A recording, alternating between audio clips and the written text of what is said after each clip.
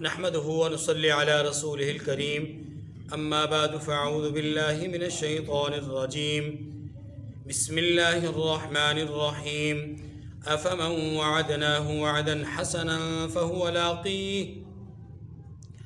فهو لاقيه كمن متعناه متاع الحياة الدنيا ثم هو يوم القيامة من المحضرين ويوم يناديهم فيقول أين شركائي الذين كنتم تزعمون قال الذين حق عليهم القول ربنا هؤلاء الذين أغويناهم كما غوينا تبرأنا إليك ما كانوا إيانا يعبدون وقيل ادعوا شركاءكم فدعوهم فلم يستجيبوا لهم ورأوا العذاب لو أنهم كانوا يهتدون ويوم يناديهم فيقول ماذا أجبتم المرسلين فعميت عليهم الأنباء يومئذ فهم لا يتساءلون فأما من تاب وآمن وعمل صالحا فعسى أن يكون من المفلحين وربك يخلق ما يشاء ويختار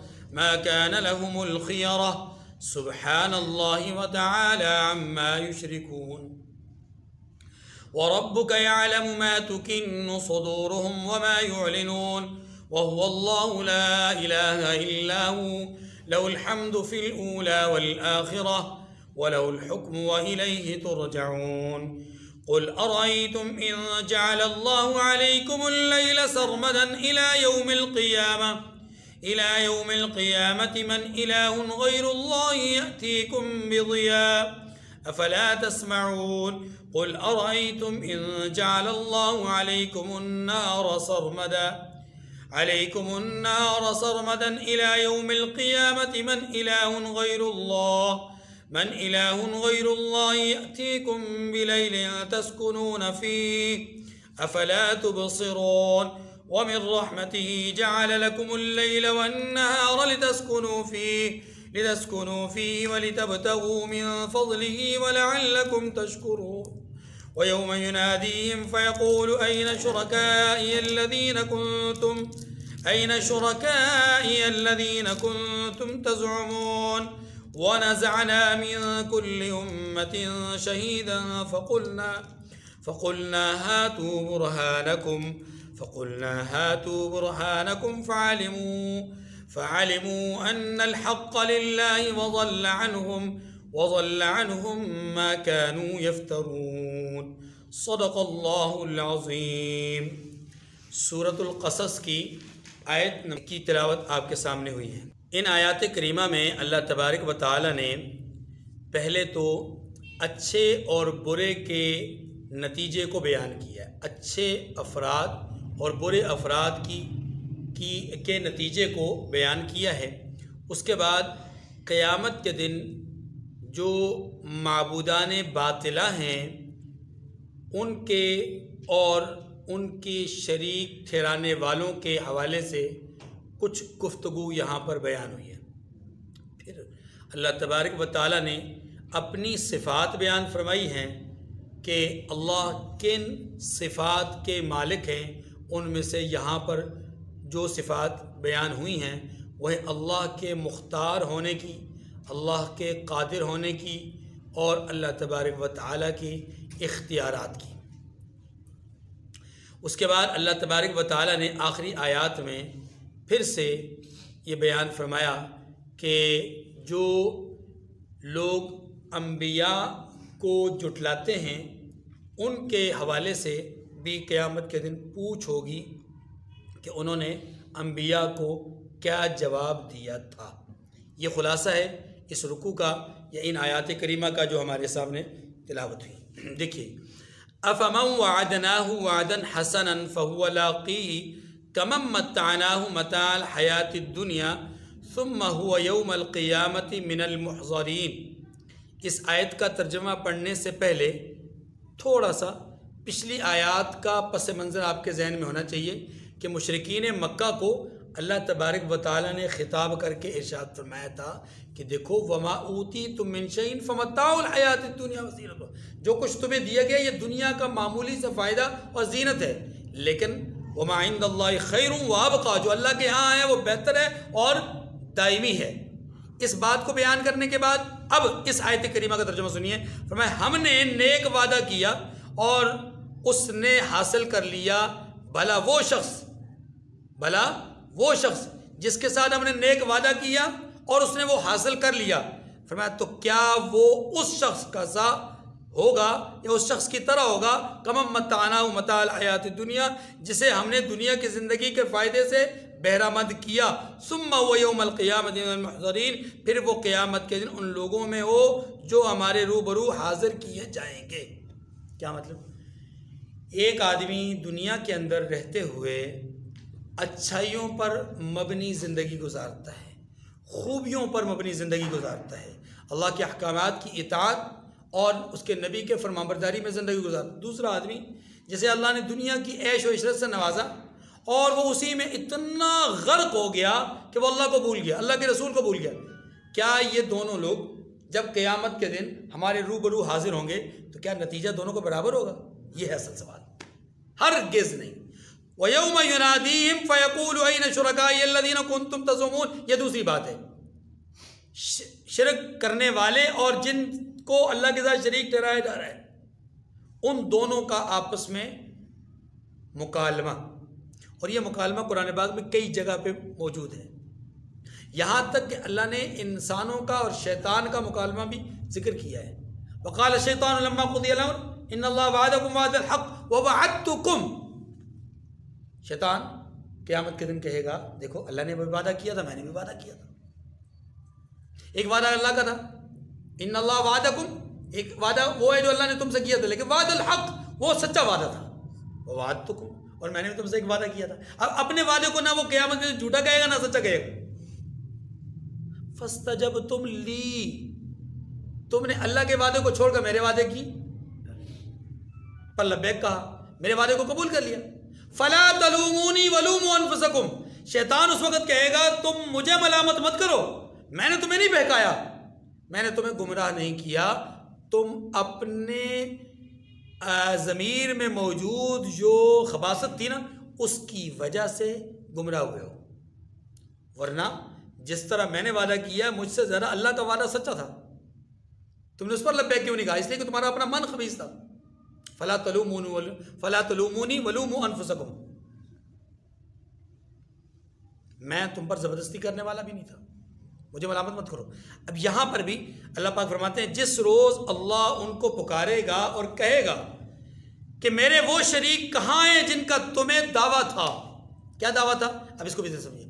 مشرکین مکہ کو جب یہ کہا جاتا تھا کہ تم ان بتوں کی پوجا کیوں کرتے ہو تو جواب دیا کرتے تھے کہ پہلی بات تو یہ کہ جو محمد کہتے ہیں کہ قیامت قیامت قیامت، اول تو یہ ہے ہی نہیں، تصور ہی قیامت کا ہم نہیں مانتے، لیکن اگر فرض کریں قیامت کے دن قیامت کا کوئی دن ہوگا بھی، مشرکین کہا کرتے تھے، تو پھر کوئی مسئلہ نہیں، ہمیں ہمارے یہ معبودان بچا لیں گے، ہمارے یہ خدا بچا لیں گے۔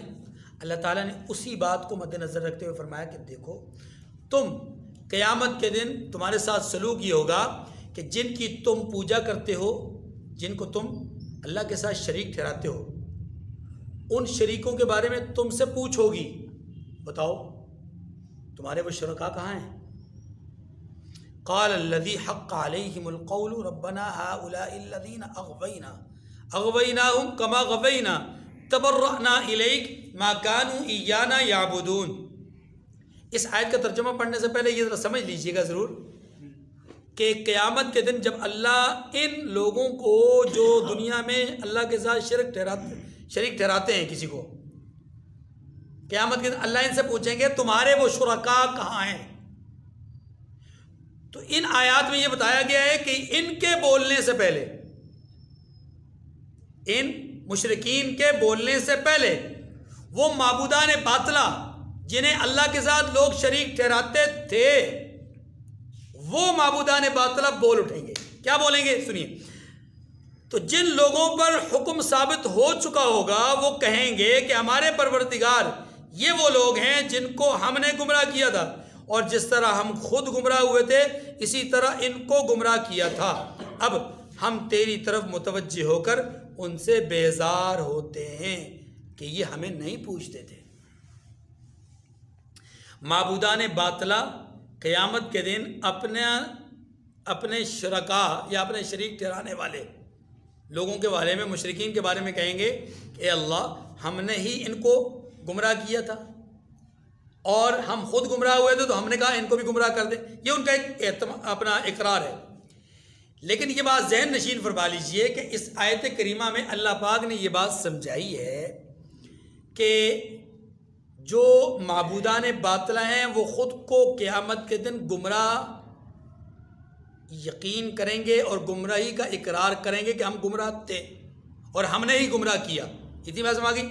تو اب ایک سوال پیدا ہوتا ہے کہ مشرکین دنیا میں جو ہیں یہ جہاں بتوں کی پوجا کرتے ہیں وہیں پر بہت سارے مشرک وہ ہیں جو انبیاء کی پوجا بھی کرتے ہیں، اولیاء کی پوجا بھی کرتے ہیں، فرشتوں کی پوجا بھی کی جاتی ہے۔ خود مشرکین مکہ بھی فرشتوں کو اللہ کی لونڈیاں کہا کرتے تھے اور ان کی پوجا کرتے تھے۔ تو سوال یہ پیدا ہوتا ہے کہ اللہ تعالیٰ فرما رہے ہیں کہ وہ جو معبودان باطلہ ہیں وہ کہیں گے کہ ہم گمراہ تھے، ہم نے ان کو گمراہ کیا، اور یہ دونوں باتیں انبیاء سے تصور نہیں کی جا سکتی، اولیاء سے بھی تصور نہیں کی جا سکتی، فرشتوں سے بھی تصور نہیں کی جا سکتی۔ پھر اللہ نے کیوں کہہ دیا کہ قیامت کے دن یہ معبودان باطلہ کہیں گے، جن کو یہ دنیا میں شریک اللہ کے ساتھ ڈراتے وہ یوں کہیں گے؟ اس کا جواب تمام مفسرین نے یہ لکھا ہے کہ اس قول کے قائل یعنی یہ بات کرنے والے نہ فرشتے ہوں گے، نہ انبیاء ہوں گے، نہ اولیاء ہوں گے، بلکہ وہ معبودان باطلہ ہوں گے جو بتوں کی صورت میں ہوں، شیطان کی صورت میں ہوں، دجالی قوتوں کی صورت میں ہوں، یا باطل کی صورت، کس باطل کے کسی روپ میں بھی ہوں۔ یہ سارے کے سارے باطل خود اپنے باطل ہونے کا اقرار کریں گے، خود اپنے گمراہ ہونے کا اقرار کریں گے، اور ساتھ ساتھ ان کو بھی گمراہ کرنے کا اقرار کریں گے۔ ورنہ یاد رکھیے کہ جن کی پوجا کی جاتی ہے وہ فرشتے بھی ہیں، وہ انبیاء بھی ہیں، وہ اولیاء بھی ہیں۔ اس سے مراد وہ، کیونکہ جملے بتاتے ہیں کہ وہ شرکا، وہ اللہ کے ساتھ شریک ٹھہرائے جانے والی چیزیں یا ہستیاں، وہ کہیں گے ہم خود بھی گمراہ تھے، ہم نے ان کو گمراہ کیا۔ اور فرشتے تو ایسے ہو نہیں سکتے، انبیاء بھی نہیں ہو سکتے، اولیاء بھی۔ اتنی بات سمجھ گئی؟ تو اب اس کا مطلب یہ ہوا کہ قیامت کے دن یہ لوگ اقرار کریں گے، اعتراف جرم کریں گے، لیکن اس وقت اقرار کرنا یا اعتراف جرم کرنا کوئی فائدہ مند نہیں ہوگا۔ ہاں اتنی بات ضرور ہے کہ جو لوگ دنیا میں شرک کرتے تھے ان کے منہ پہ تماچا ضرور ہے۔ تو قیامت کے دن شیاطین یا دجال یا باطل قوتیں جن کو لوگ اللہ کے ساتھ شریک ٹھہراتے تھے وہ کہیں گے کہ اے اللہ انہوں نے جو ہمیں آپ کے ساتھ شریک ٹھہرایا، ہم برات کا اظہار کرتے ہیں کہ یہ ہماری عبادت نہیں کرتے تھے، یہ ہماری پوجا۔ وَقِيلَ ادْعُوا شُرَكَاءَكُمْ فَدَعُوهُمْ فَلَمْ يَسْتَجِيبُوا لَهُمْ وَرَأَوُا الْعَذَابَ، اور کہا جائے گا کہ اپنے شریکوں کو بلاؤ تو وہ ان کو پکاریں گے اور وہ ان کو جواب نہ دے سکیں گے۔ وَرَأَوُا الْعَذَابَ، اور عذاب کو دیکھ لیں گے۔ لَوْ أَنَّهُمْ كَانُوا يَهْتَدُونَ، جب عذاب کو دیکھ لیں گے تو تمنا کریں گے کاش وہ ہدایت یافتہ ہوتے، اس وقت تمنا کریں گے۔ لیکن اس وقت کی تمنا کوئی قابل قبول حسرت ہے نا جی۔ وَيَوْمَ يُنَادِيهِمْ فَيَقُولُ مَاذَا أَجَبْتُمُ الْمُرْسَلِينَ، اس آیت کریمہ میں اللہ نے قیامت کے دن اس سوال کا ذکر کیا ہے جو انسانوں سے انبیاء کے بارے میں سوال ہوگا، اور جس روز اللہ ان کو پکارے گا یعنی سوال کرے گا اور کہے گا کہ تم نے پیغمبروں کو کیا جواب دیا، فَعَمِيَتْ عَلَيْهِمُ الْأَنْبَاءُ يَوْمَئِذٍ فَهُمْ لَا يَتَسَاءَلُونَ، تو وہ اس روز خبروں سے اندھے ہو جائیں گے اور آپس میں کچھ بھی پوچھ نہیں سکیں گے۔ کیا معنی؟ مطلب یہ فَهُمْ لَا يَتَسَاءَلُونَ کا معنی یہ ہے کہ وہ ایک دوسرے سے بات چیت نہیں کر سکیں گے اس بارے میں، اور یہ بات چیت کرنا یہاں پر مشاورت کے معنی میں ہے کہ وہ ایک دوسرے سے مشورہ نہیں کر سکیں بھائی ہم کیا جواب دیں، اللہ کو اس وقت ہم کیا جواب دیں کہ انبیاء علیہ السلام نے ہمیں دین پہنچایا نہیں پہنچایا، اگر پہنچایا تو ہم نے کیا سلوک کیا کیا نہیں کیا، ہم آپس میں مشورہ کرنے کا کوئی وقت ہو، اللہ فرماتے ہیں مشورہ بھی نہیں کر سکیں گے۔ یعنی اللہ کے قہر، اللہ کے جلال اور اللہ کے غضب کا یہ عالم ہوگا، انسان اس وقت اپنے آپ میں اتنا مستغرق ہوگا اور ڈوبا ہوا ہوگا خوف الہی میں کہ وہ کسی سے بات بھی نہیں کر سکے گا۔ لیکن اس کے مقابلے میں فرمایا فَأَمَّا مَن تَابَ وَآمَنَ وَعَمِلَ صَالِحًا فَعَسَىٰ أَن يَكُونَ مِنَ الْمُفْلِحِينَ، لیکن جس نے توبہ کی اور ایمان لایا یعنی دنیا میں اور عمل نیک کیے تو امید ہے کہ وہ نجات پانے والوں میں سے ہوں گے۔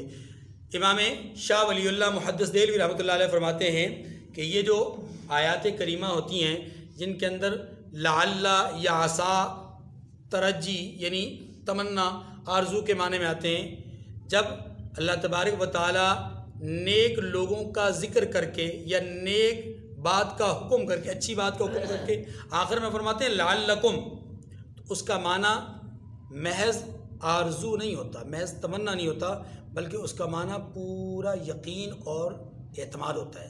لعلکم تتقون، قرآن پاک میں بجا بجا ہے نا، یا ایھا الذین آمنوا کتب علیکم الصیام کما کتب علی الذین من قبلکم لعلکم، ایمان والو تم پر روزے ایسے فرض کیے گئے جیسے پچھلی امتوں پر فرض کیے گئے تھے، اور فرض کرنے کی وجہ کیا ہے؟ لعلکم تتقون۔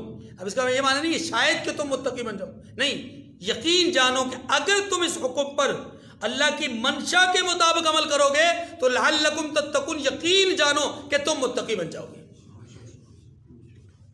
یہاں پر بھی معنی یہی ہے۔ فَأَمَّا مَن تَابَ وَآمَنَ وَعَمِلَ صَالِحًا، جس نے توبہ کی، ایمان لایا، نیک عمل کیے۔ اب ظاہر ہے یہ تین وہ درجے، توبہ کس سے کی؟ شرک سے، ایمان لے آیا، شرک سے توبہ کر کے ایمان لایا، ایمان کافی نہیں، ایمان کے ساتھ عمل صالح بھی ہے۔ اب جس نے اس کیفیت کو اختیار کر لیا، جو اس نتیجے پر جس اس سٹیج پر پہنچ گیا، اللہ فرماتے ہیں فَعَسَىٰ أَن يَكُونَ مِنَ الْمُفْلِحِينَ۔ اب اس کا لفظی معنی تو یہ کہ امید ہے کہ وہ کامیاب ہونے والوں میں سے ہو جائے گا، لیکن اس کا شاہ ولی اللہ محدث دہلوی رحمۃ اللہ علیہ کے نزدیک معنی یہ ہوگا فَعَسَىٰ أَن يَكُونَ مِنَ الْمُفْلِحِينَ، یقین جانو کہ وہ کامیاب ہونے والوں میں سے ہو گیا۔ آیت نمبر 68 سے آگے اللہ تبارک و تعالیٰ کی صفات بیان ہوئی، ان میں سے پہلی صفت صفت خلق ہے کہ اس کائنات رنگ و بو میں جتنی بھی چیزیں ہمیں نظر آ رہی ہیں، جو چیزیں پیدا ہوئیں، جو موجود ہیں، جو پیدا ہوں گی، وہ چاہے حیوانات سے تعلق رکھتی ہوں، نباتات سے تعلق رکھتی ہوں، جمادات سے تعلق رکھتی ہوں، سماوی ہوں یا ارضی ہوں یا فضائی ہوں، ہر مخلوق اللہ کی بنائی ہوئی ہے۔ اللہ خالق ہے اور باقی تمام کی تمام چیزیں مخلوق ہیں، اور اللہ کی صفت خلق میں کوئی مخلوق کسی بھی درجے میں شامل نہیں ہے۔ ایک صفت یہ ہوئی۔ دوسری صفت فرمایا اللہ مختار ہے۔ کیا معنی؟ پسند ناپسند یہ اللہ ہی کی چلے گی، اللہ کے سوا کسی کی نہیں۔ احکامات ہوں، کوئی صفت سے متصف کیا جانا ہو یا کسی عہدے اور منصب پر پہنچانا ہو، کسی روحانی ترقی اور مدار پہ لے جانا ہو، اس سب چیز کا تعلق اللہ کی پسند اور ناپسند سے ہے۔ اللہ کے چاہے بغیر کچھ ہو نہیں سکتا، اور اللہ نہ چاہے تو ساری دنیا زور لگا لے ہو نہیں سکتا۔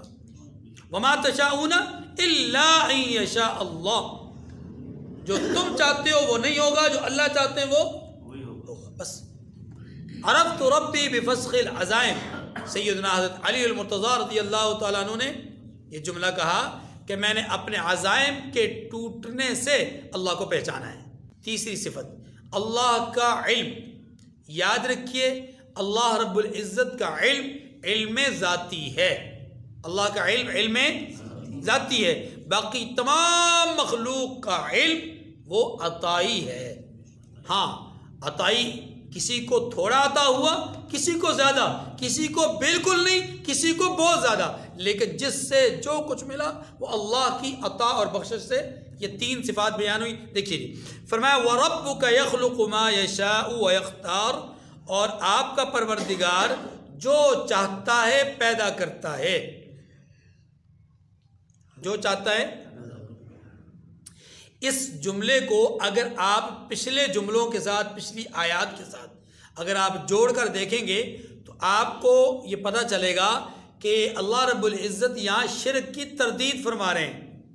مشرکین کہا کرتے تھے کہ یہ فلاں، یہ بارش کا پیدا کرنے والا، یہ فلاں بت، یہ رزق میں آسانی پیدا کرنے والا، یہ فلاں بت بیماری دور کرنے والا، یہ فلاں بت غم پیدا کرنے والا، یہ فلاں بت غموں کو دور کرنے والا، یہ خوشیاں لانے والا، یہ غم بخیرنے والا، وغیرہ وغیرہ۔ اللہ نے اس ایک لفظ کے اندر ہر چیز کی تردید فرما دی۔ فرمایا وَرَبُّكَ يَخْلُقُ مَا يَشَاءُ، یہ جو خوشی آ رہی ہے یا غم، یہ جو آپ کو کچھ مل رہا ہے یا آپ سے کچھ چھن رہا ہے، یہ جو آپ کو کچھ دیا جا رہا ہے یا آپ سے کچھ لیا جا رہا ہے، جو کچھ ہو رہا ہے اللہ کی صفت خلق سے تعلق رکھتا ہے۔ اللہ نہ چاہے تو کچھ بھی پیدا نہیں ہو سکتا، نہ بارش، نہ سبزہ، نہ کچھ نہ کچھ۔ اگلی بات وَيَخْتَارُ، اور اللہ جو چاہتے ہیں پسند کرتے ہیں۔ مَا كَانَ لَهُمُ الْخِيَرَةُ، اللہ فرماتے ہیں ان کو اس کا اختیار نہیں ہے۔ کن کو؟ اللہ کی بنائی ہوئی مخلوق کو کسی قسم کا کوئی اختیار نہیں ہے۔ اگر کوئی کہتا ہے کہ جناب محمد رسول اللہ صلی اللہ علیہ وسلم مختار ہیں، جناب علی ہیں، جناب عیسیٰ ہیں، جناب موسیٰ ہیں، جناب یوسف ہیں، کوئی بھی پیغمبر ہے، یاد رکھیے بالکل غلط کہتا ہے۔ ما کان لهم الخیارہ، اختیار نہیں ہے، اختیار۔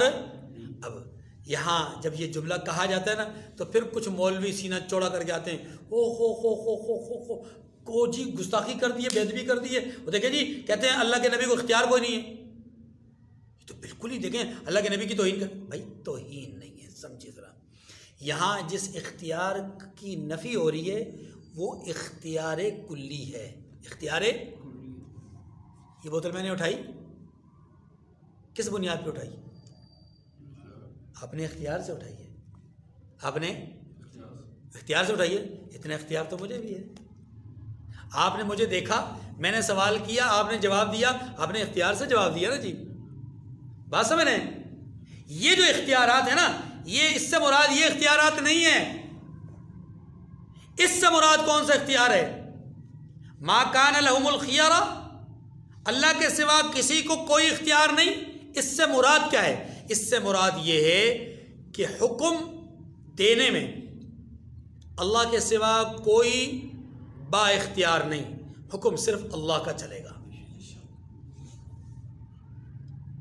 تدبیر کرنے میں اللہ کے سوا کسی کو اختیار نہیں، چیزوں میں تدبیر اللہ نے کرنی ہے۔ تقدیر لکھنے میں اللہ کے سوا کسی کو اختیار نہیں، جو تقدیر لکھنی ہے اللہ نے لکھنی ہے۔ حقیقی طور پہ نفع نقصان پہنچانے میں اللہ کے سوا کسی کو اختیار نہیں، وہ صرف اللہ کے پاس ہے۔ ما فوق الاسباب، کوئی بھی کام اللہ کے سوا کوئی نہیں کر سکتا، یہی معنی ہے ما کان لہم الخیارہ کا۔ ورنہ انسان پانی اپنے اختیار سے پیتا ہے، کھانا اپنے اختیار سے کھاتا ہے، چلتا اپنے اختیار سے ہے، بیٹھتا اپنے اختیار سے، رکتا ہے، سفر کرتا ہے، سفر سے رکتا ہے، وغیرہ وغیرہ ذالک، یہ سارے کام اپنے اختیار سے کرتا ہے۔ یہ سارے کام اختیارات سے جو کر رہا ہے، یہ سارے اختیارات تحت الاسباب ہے، اسباب کے درجے میں، ما فوق الاسباب۔ فرشوں سے عرشوں پہ آقا صلی اللہ علیہ وسلم گئے، رب کے حکم سے گئے۔ اگر اپنے اختیار سے گئے ہوتے تو پہلے بھی گئے ہوتے، بعد میں گئے ہوتے، جب دل چاہتا چلے جاتے۔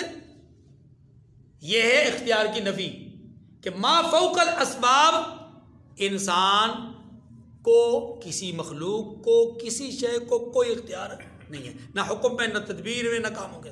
سبحان اللہ و تعالی عما یشرکون، یہ جو شرک کرتے ہیں اللہ اس سے پاک و بالا تر ہے۔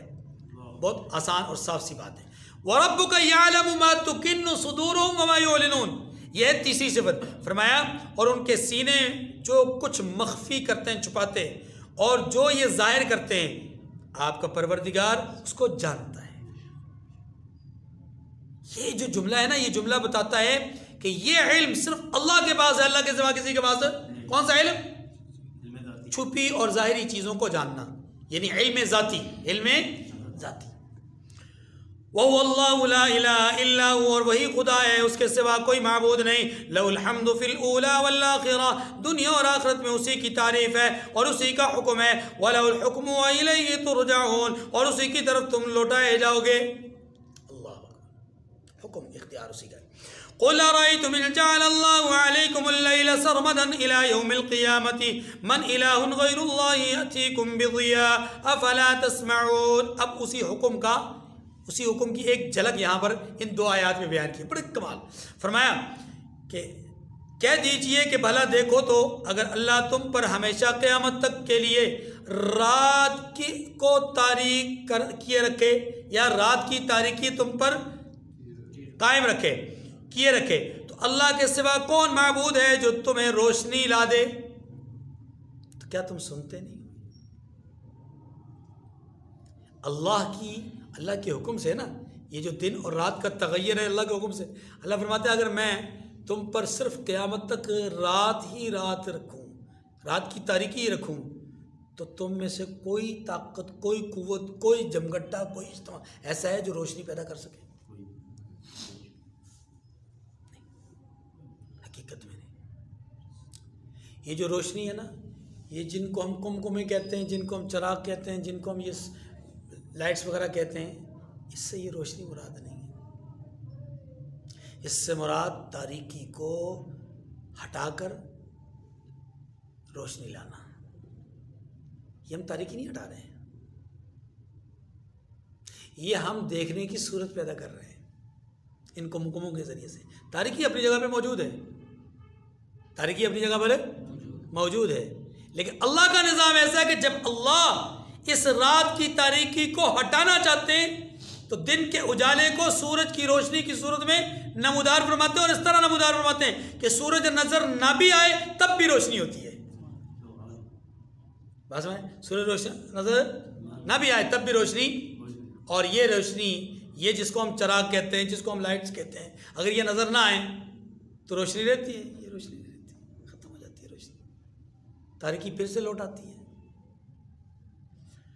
قل ارأيتم ان جعل الله عليكم النهار سرمدا الى يوم القيامة من اله غير الله يأتيكم بليل تسكنون فيه افلا تبصرون. کہہ دیجئے بھلا دیکھو تو اگر اللہ تم پر ہمیشہ روز قیامت تک دن کیے رہے تو اللہ کے سوا کون معبود ہے جو تمہیں رات لا دے جس میں تم آرام کر سکو؟ تو کیا تم دیکھتے نہیں؟ یہ اللہ کی شان ہے جس نے دن اور رات کا تغیر، بہت بڑی نعمت، اتنی بڑی نعمت کسی کو یاد نہیں. جو لوگ دن بھر کام کرتے ہیں اور رات کو آرام کرتے ہیں ان کی زندگی میں، اور جو لوگ رات بھر جاگتے ہیں ان کی زندگی میں زمین آسمان کا فرق ہوتا ہے. ان کے اخلاق، ان کے رویے، ان کے معاملات بالکل مختلف ہوتے ہیں، کیونکہ نظام قدرت کے خلاف چل رہے ہوتے ہیں، فطرت کے خلاف چل رہے ہوتے ہیں. یاد رکھیے، جو معاشرہ، جو افراد فطرت کے اگینسٹ جائیں گے، فطرت کے خلاف جائیں گے، وہ کبھی سکون نہیں پا سکتے. راتوں کی تاریکی میں مسلسل جاگنے والے لوگ معاشرت کے لیے، معیشت کے لیے، وہ لوگ پرسکون نہیں ہوتے.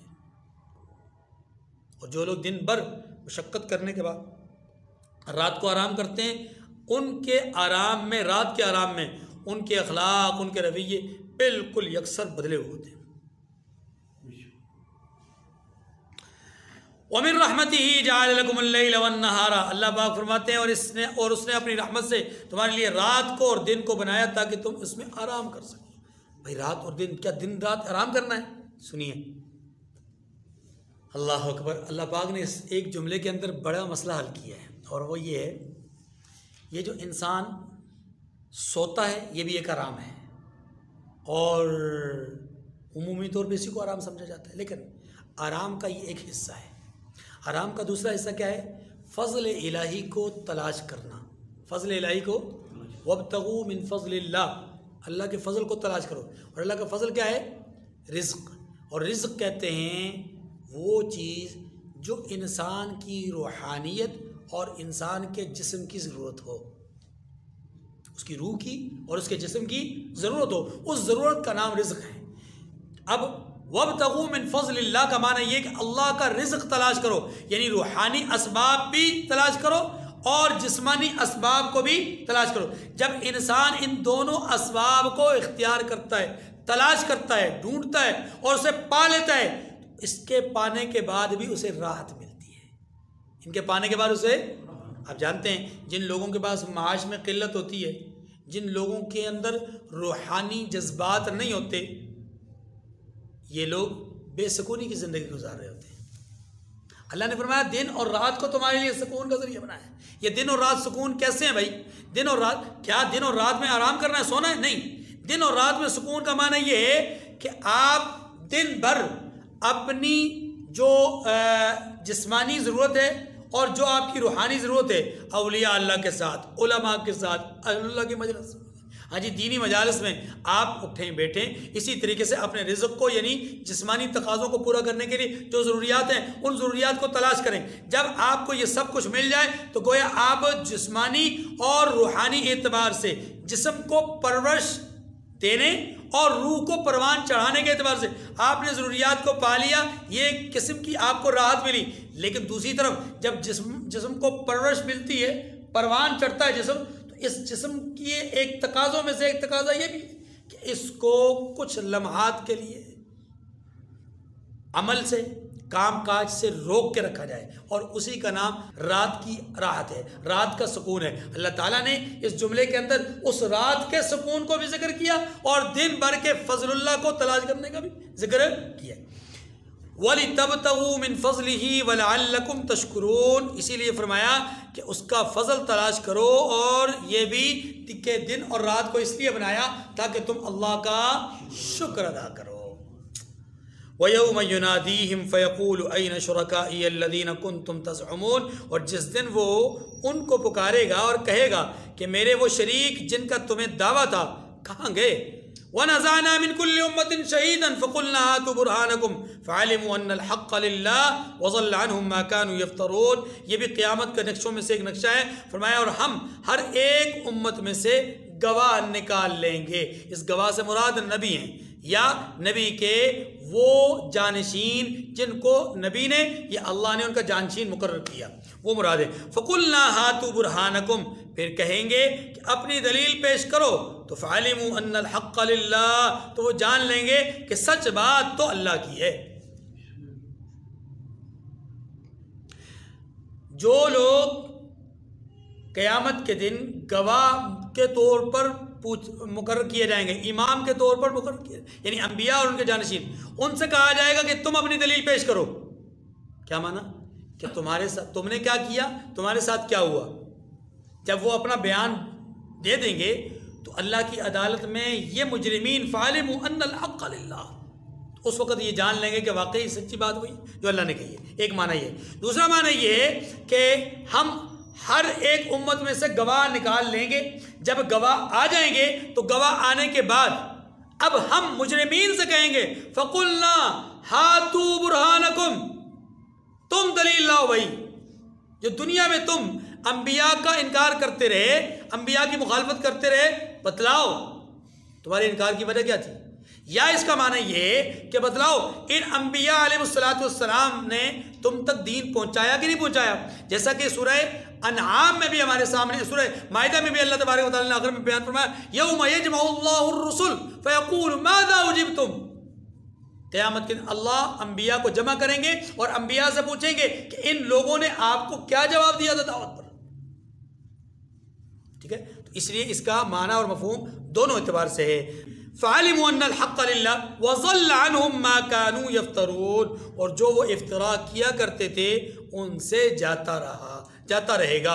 معنی یہ ہے کہ اس دنیا کے اندر مشرکین جو اللہ پر، رسولوں پر، قرآن پر یا کتابوں پر یا آسمان کے فرشتوں پر یا اللہ کے احکامات پر جو جھوٹ بولا کرتے تھے، قیامت کے دن وہ اس جھوٹ کا دفاع نہیں کر سکیں گے۔ وآخر دعوانا الحمد للہ رب العالمین۔